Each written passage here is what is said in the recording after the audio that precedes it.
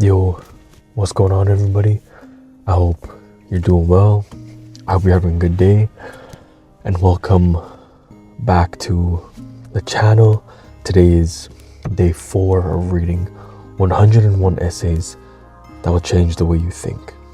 As always, shout out to Brianna West for the text, and today's essay is titled How the People We Once Loved Become Strangers Again. It's interesting to think about how we make people who used to be everything into nothing again. How we learn to forget. How we force forgetting. What we put in place of them in the interim. The dynamics afterward always tell you more than what the relationship did. Grief is a faster teacher than joy. But what does it mean when you cycle out to being strangers again?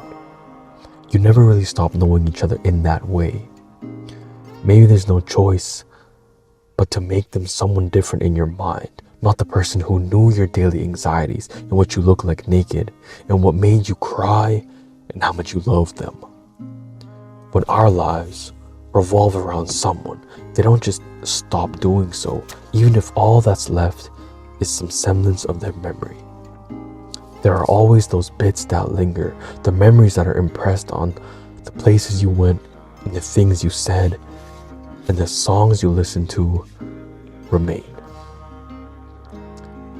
This is already a tough thing because, especially with the daily things that remind you of that person, I feel like it's so hard to move on, especially if you and your old partner, your situationship, whatever it was, you used to always sing these songs together. You used to always go to that restaurant together, your favorite snack for those movie nights. Now that they're gone, everything that is your favorite thing reminds you of them. And it hurts your heart. It puts you in so much pain and sadness because they're no longer here. Whether it ended healthy or unhealthy, there is still sadness when somebody that you loved so much is out of your life. And I feel like that's one of the hardest parts of leaving someone or breaking up with somebody. Walking out of somebody's life or them walking out of your life is those daily small things. Your favorite food spots, the places you like to watch the sunset at, those songs I used to sing in the car. Those are some of the hardest ones. We all eventually found ourselves standing in the checkout line, hearing one of those songs come on and realizing that we're revolving around them again. And maybe we never stopped. Do you ever really forget your lover's birthdays or all your first times, intimate and not? Do your anniversaries ever become normal days of the year again? After the things you did and the promises you made ever really neutralized? Do they become void now that you're broken up, or do you decidedly ignore them because there's simply no other choice? Whenever I'm with somebody, I always tell them that it doesn't matter whether or not I'm with you or not. If you ever need someone to talk to, I'll be here. I'll be here to talk to you because I care about you, because I care about your genuine well-being. I genuinely care about your well-being. So even if we're not together, I still want to be there for you. And I feel like those promises that we make to our partners, to our loved ones, it's something that, do I ignore it? If they reached out to me for my sake, should I ignore it? But it was a promise that I made to them, and I feel like that it's a tough spot to put yourself in because it's a promise you made and you don't want to break your word. But if they keep coming back into your life, you can't move on. So that is a hard part about it. The mind tells you to go on and forces your heart to follow suit, I guess. I want to believe that you either love someone in some way forever, or you never really loved them at all. that once two reactive chemicals cross, both are changed. That the wounds we leave in people are sometimes too raw to risk falling back into them.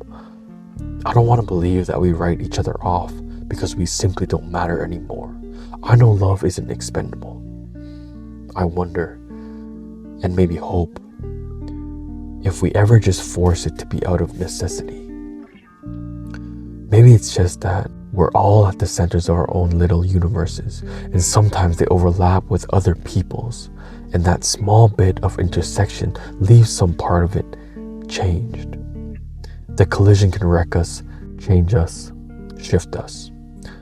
Sometimes we merge into one, and other times we rescind because the comfort of losing what we thought we knew wins out.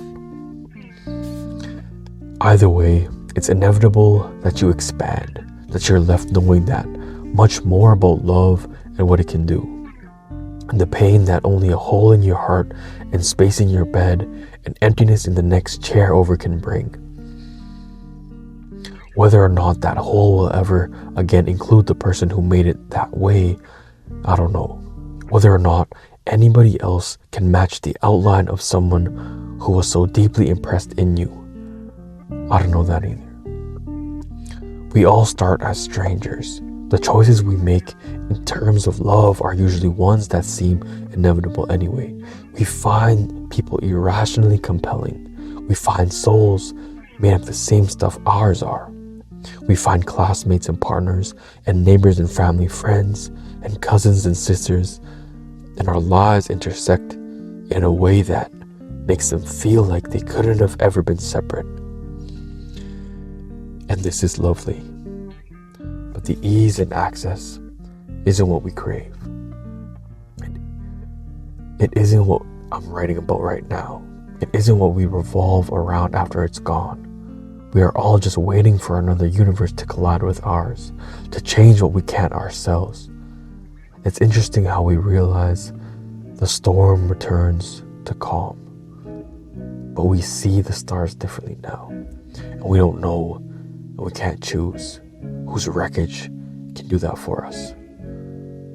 We all start as strangers, but we forget that we rarely choose who ends up a stranger too.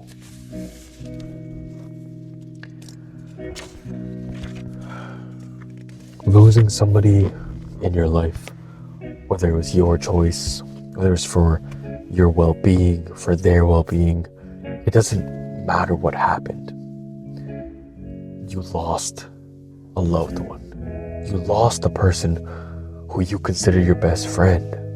You wanted to do everything with them. You wanted to tell them every little detail about you. They knew every little detail about you. And becoming strangers with that person is hard. I get it. I get being so close to somebody and losing them.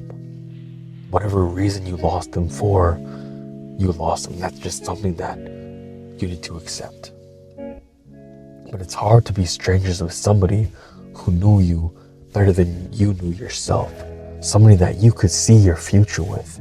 You could see them holding your baby. You could see them beside you in your passenger seat. When you look beside and they're not there anymore, your heart hurts. Your heart longs for them, but we can't do anything about it.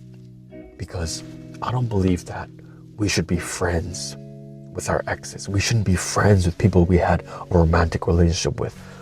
I don't believe in that at all. Because how can you go from best friends, lovers, to just friends? Yeah, we catch up here and there.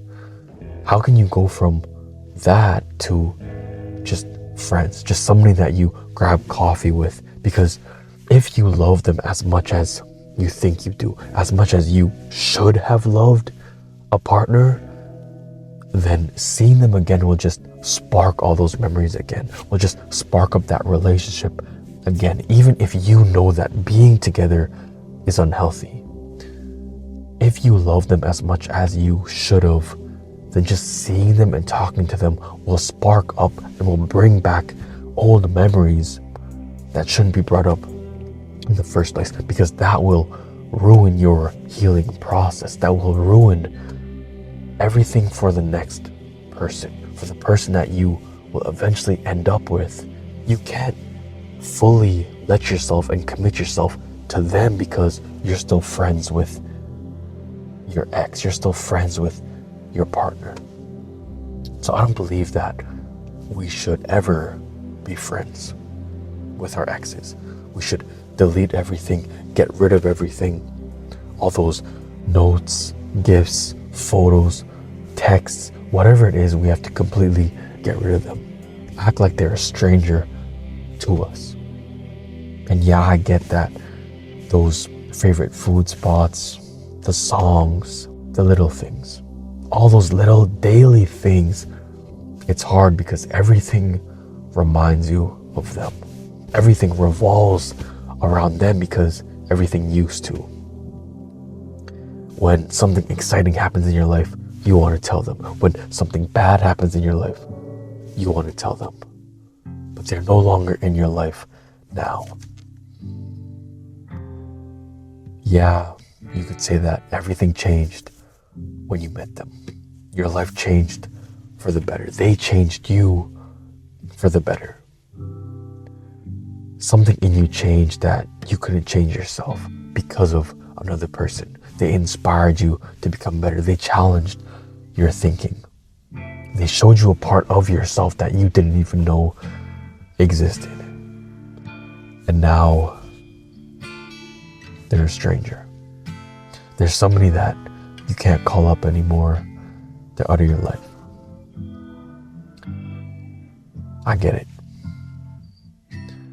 But you can't keep sitting in that misery. You can't keep sitting in your sadness, hoping that one day they'll come back. You can't change the past. You can't change what happened. What happened is in the past, and you have to learn and you have to grow from it. You have to move forward. You have to accept that me and you were not meant to be. Me and you, we might cross paths eventually again, but it didn't work out for a reason. The person I am now and the person you are, we don't work. We don't work.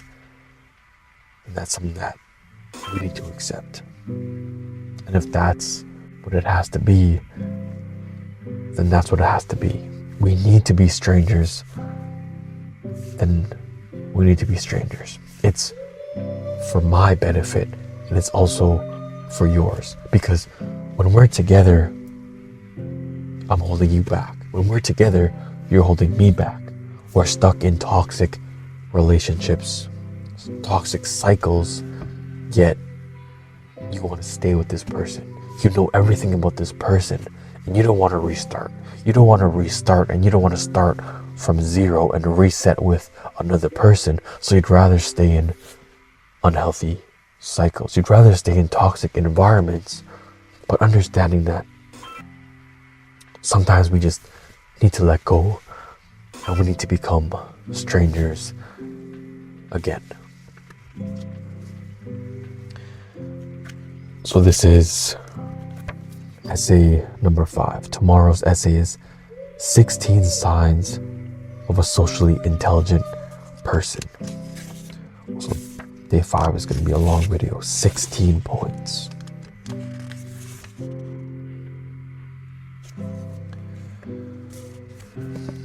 So I hope you enjoyed this video. If you made it this far, thank you. I appreciate you. I hope you have a great rest of your night. And I'll see you tomorrow for day 5.